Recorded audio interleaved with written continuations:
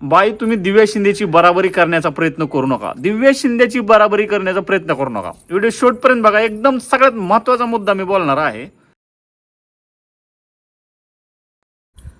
तर थंबनेल आणि टायटल बघून सगळेच व्हिडिओ बघायला आलेत. आता सगळ्यांना वाटतंय की मी दिव्याताई शिंदेबद्दल काय बोलणार आहे.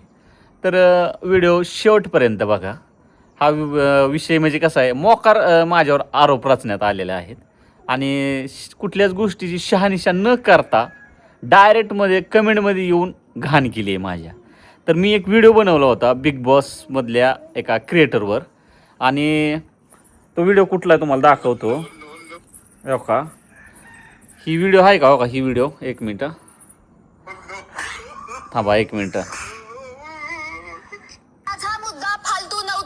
हा व्हिडिओ मी बनवला आहे. आम्ही जी व्हिडिओ बनवतो बिग बॉसच्या क्रिएटरवर, जे बिग बॉसमध्ये आतमध्ये कंटेस्ट आहेत, त्यांच्यावर व्हिडिओ बनवण्याचं एकच कारण असतं की त्यांच्यावर आम्ही कॉमेडी करतो आणि ही कॉमेडी केली तर आतल्या कंटेस्ट काय मला जास्त म्हणता येत नाही, त्या लोकांना राग वगैरे काय येत नसतो, त्यांचाच फायदा असतो. आता हा कसा फायदा असतो ते पण नीट ऐका. विषय असा असतो की आम्ही त्यांच्या आवाजावर जर व्हिडिओ बनवला तर त्यांना वाटतं की बाहेरच्या ऑडियन्सला वाटतं की अरे हा आवाज कोणाचा आहे, एवढा छान आवाज कोणाचा आहे, बरं एवढा कर्कश आवाज कोणाचा आहे, एवढा मधुर आवाज कोणाचा आहे, म्हणून हे बघण्यासाठी परत ते बिग बॉस बघायला येतात. समजलं का? आणि बिग बॉस बघितल्याच्यानंतर प्रमोशन कोणाचं झालं? बिग बॉसचं आणि ते बिग बॉसमध्ये आतमध्ये असणाऱ्यांचं. बरं आम्ही जे कॉमेडी व्हिडिओज बनवतो ते म्हणजे कॉमेडीच्या नजरेतनं बघायचे असतात. ते काय मनावर घ्यायचं नसतं. सोशल मीडियावर जितके मी कॉमेडी व्हिडिओ असतील ना तर ते तुम्ही मनावर घ्यायचं नाही, तर ते एक कॉमेडीच्या नजरेतून, मनोरंजन नजरेतून बघायचं असतं. पण काय काय लोक अशी समाजात आहे ना, डायरेक्ट सिरियसच होतात. मी लय लोकांचं निरीक्षण करतोय.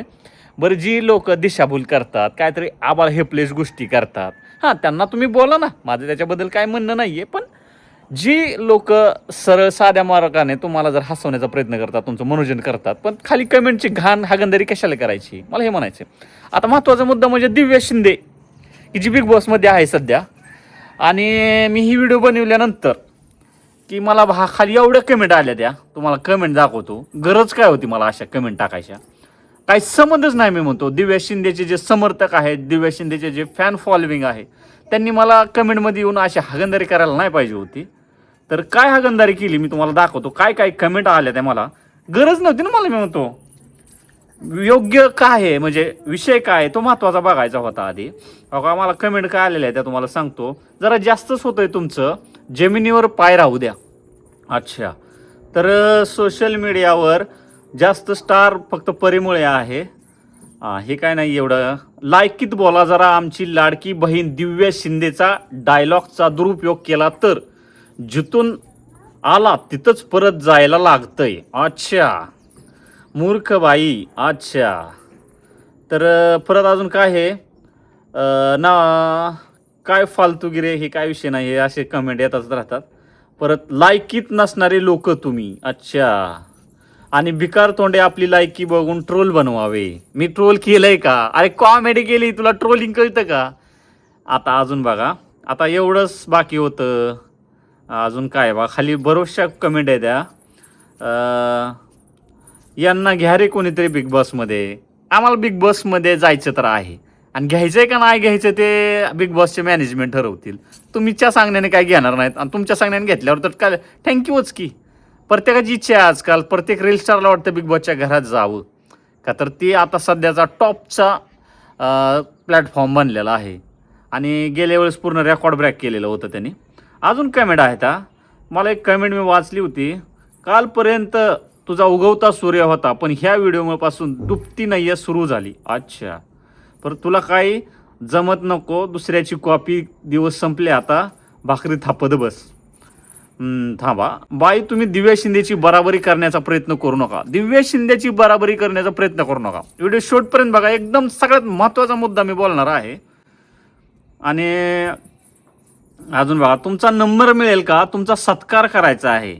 आणि सत्कार कसा करायचा आहे, तुमच्या लायकीप्रमाणे सत्कार करायचा आहे. एका लेडीजनं टाकली मला कमेंट. वाह, म्हणजे कुठल्या गोष्टीची शहानिशा न करता ही ॲक्शन घेतली जाते. खूप वाईट वाटतं मला ह्या दिव्याताईच्या फॅन्स फॉलोविंगचं, की एवढी कशी आहे ती ही. आता थांबा, अजून लायकीत राहा खरंच नॉनसेन्स आहे.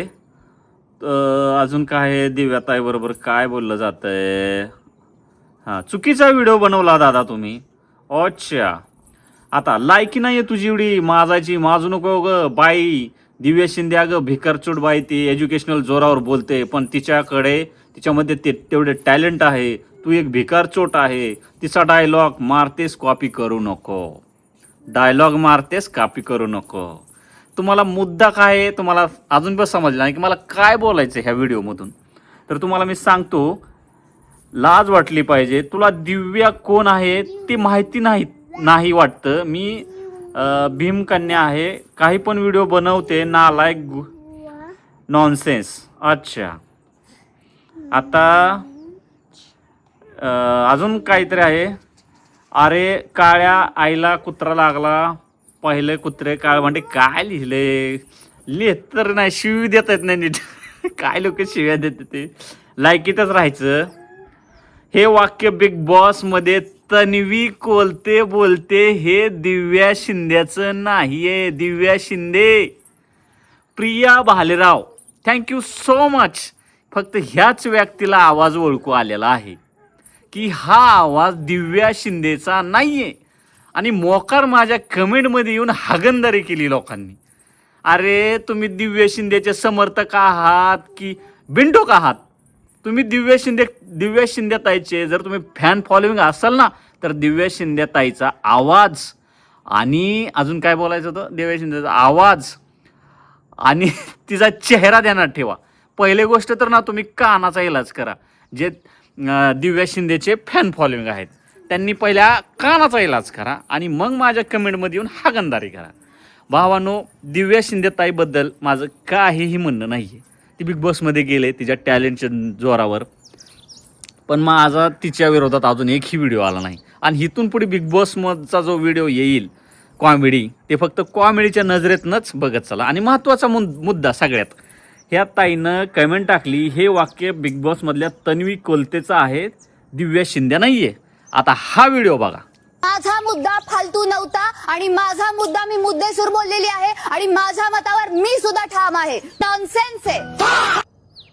बघितला व्हिडिओ? आता ही दिव्या शिंदे आहे का? सांगा मला, ही दिव्या शिंदे आहे का? आणि हिचा डायलॉग आहे. ही कोण आहे? तन्वी कोलते. तन्वी कोलते सबको कोलते. तन्वी बोलते सबको कोलते. अरे मला एक समजत नाहीये, दिव्या ताई शिंदे तुमचे फॅन फॉलोविंग कसले, त्यांचा आवाज सुद्धा त्यांना ओळखता येत नाही. डायरेक्ट माझ्या कमेंटमधून हागंदारी केली आहे. आधी तुम्ही ताईंचा आवाज ऐका, कानात फिट करा. नसल ऐकू तर जाऊन डॉक्टरांकडे इलाज करून घ्या की आवाज कुणाचा आहे, ताईचाच आवाज आहे का दुसऱ्या कुठल्या ताईचा आवाज आहे. काय राव मोकार. मी परत कायला म्हणलं, मी बनवलं तन्वी कोलतेच्या आवाजावर व्हिडिओ आणि मला दिव्याताईच्या कसं काय कमेंट आल्या, त्यांचे समर्थक मला असे काय बोलतात.